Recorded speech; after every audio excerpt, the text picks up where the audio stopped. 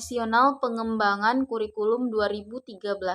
Pengembangan kurikulum 2013 perlu dilakukan karena adanya berbagai tantangan yang dihadapi, baik tantangan internal maupun tantangan eksternal.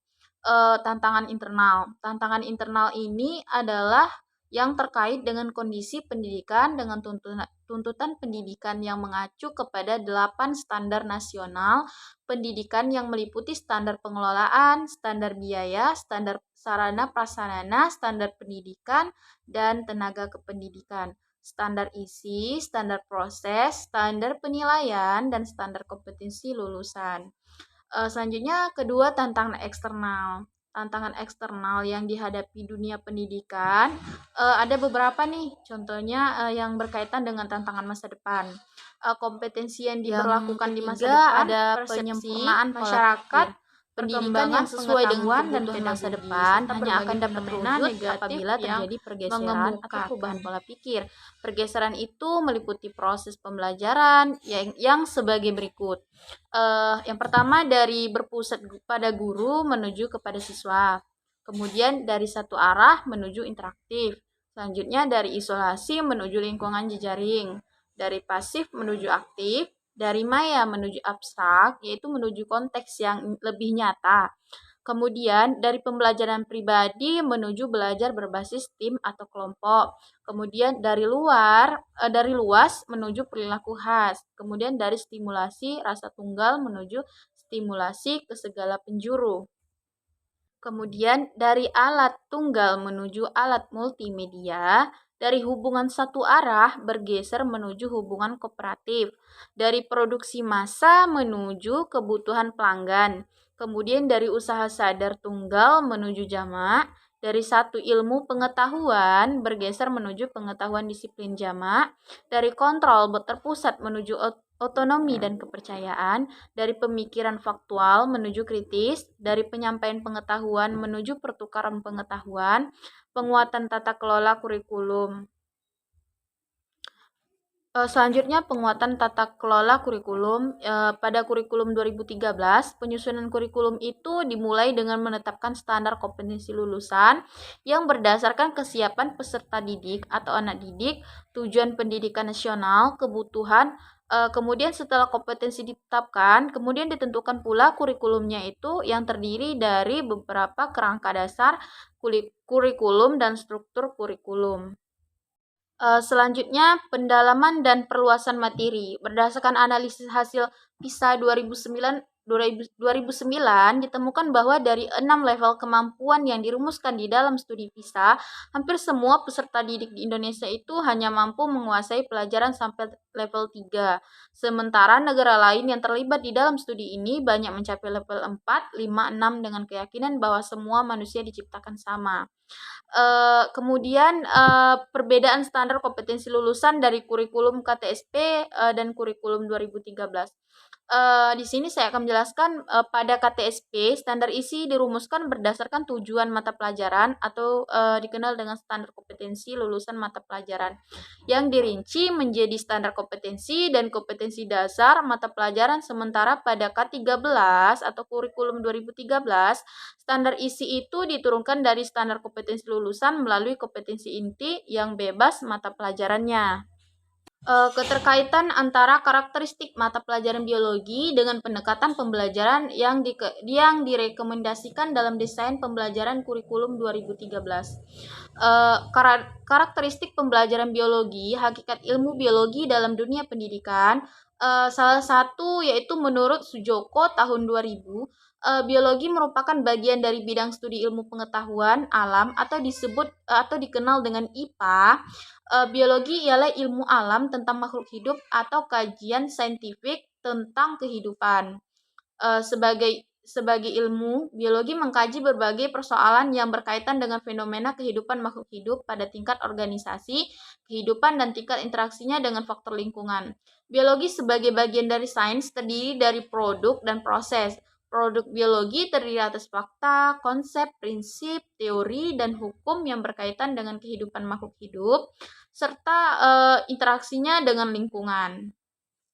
Dari segi proses, maka biologi memiliki keterampilan proses yaitu mengamati dengan indera, menggolongkan atau mengelompokkan, menerapkan konsep atau prinsip, menggunakan alat dan bahan, berkomunikasi, berhipotesis, menafsirkan data, melakukan percobaan dan mengajukan pertanyaan. Standar kompetensi dalam kurikulum pembelajaran biologi menyediakan berbagai pengalaman belajar untuk memahami konsep dan proses sains.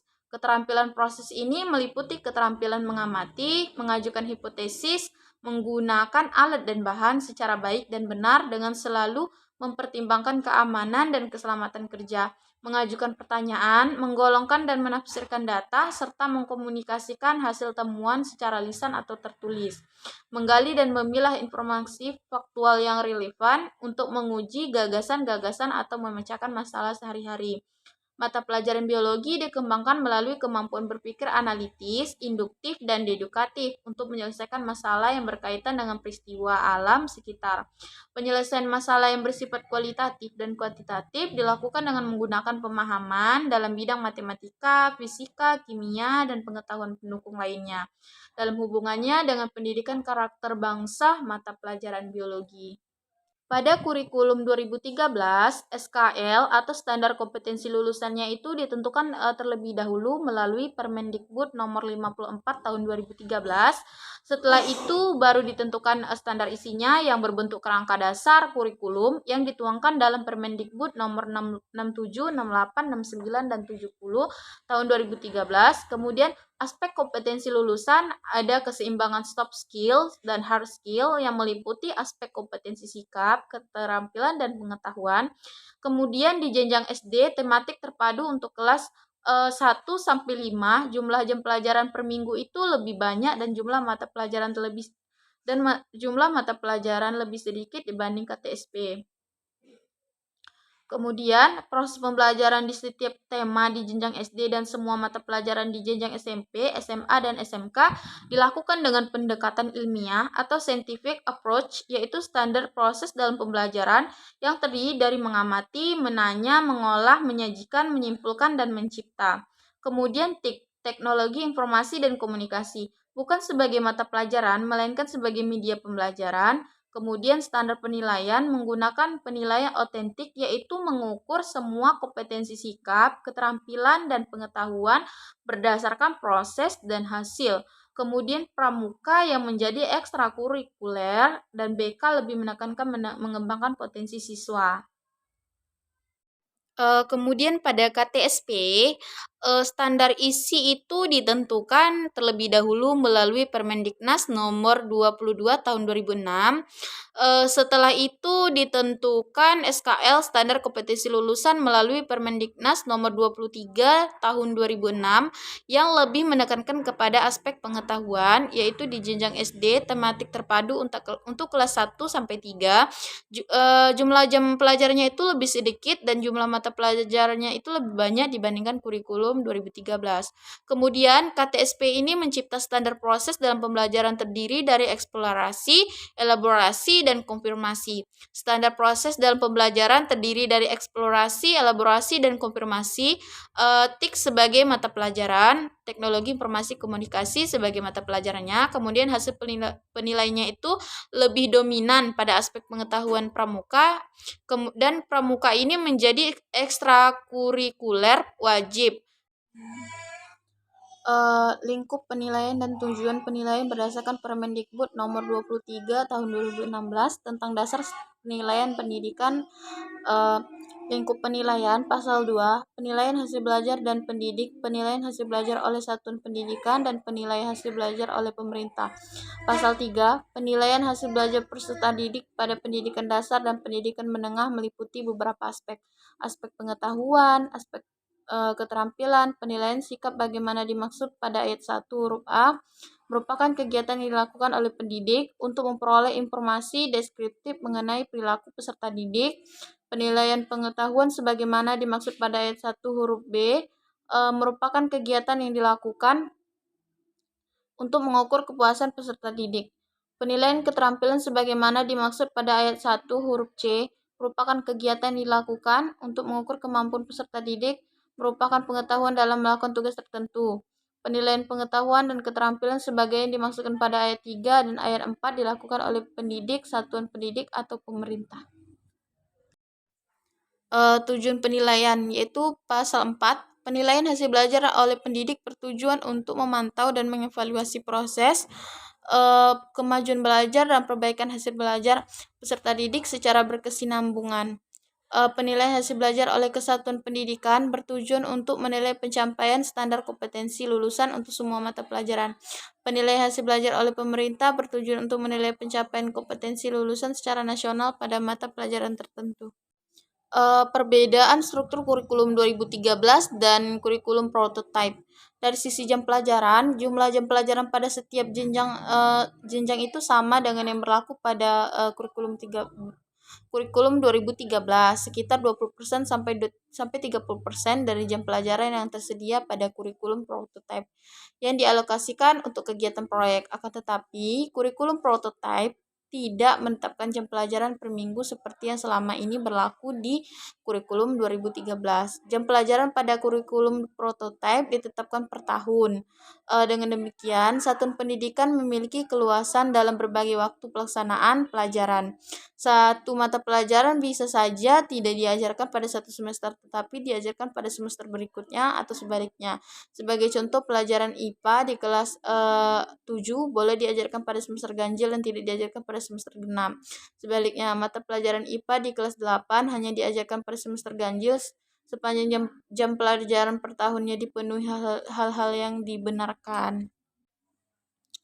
Perubahan lain yang terjadi pada kurikulum prototype dibandingkan dengan kurikulum 2013 terdapat pada mata pelajaran ilmu pengetahuan alam dan ilmu pengetahuan sosial pada sekolah dasar kelas tinggi 4, 5, dan 6. Kalau selama ini masing-masing mata pelajaran ini diajarkan terpisah di kelas tinggi, dalam kurikulum prototype kedua mata pelajaran ini diajarkan secara bersamaan dengan nama mata pelajaran ilmu pengetahuan alam sosial. Hal ini menurut Puspenjar yang dimaksudkan sebagai bekal bagi peserta didik sebelum mengikuti pelajaran IPA dan IPS secara terpisah pada jenjang SMP nantinya. Satu hal yang menggembirakan bagi kalangan pendidikan yang membidangi teknologi informasi, dimuatnya mata pelajaran teknologi informasi dan komputer TIK pada kurikulum prototype pada kurikulum 2013, mata pelajaran ini sempat dihilangkan. Mata pelajaran teknologi informasi komunikasi ini diajarkan pada jenjang SMP, SMA, atau SMK.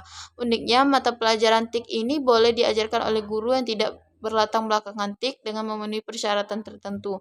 Oleh karena itu, mata pelajaran TIK juga diikuti dengan buku panduan guru sebagai acuan bagi guru pemula di bidang TIK untuk mengajarkan kepada siswa dulu kompetensi inti kompetensi inti atau KI dan kompetensi dasar KD, sekarang capaian pembelajaran atau CP. Yang menarik dari kurikulum prototype ini yaitu tidak menafikan hal baik yang telah ditetapkan pada kurikulum sebelumnya.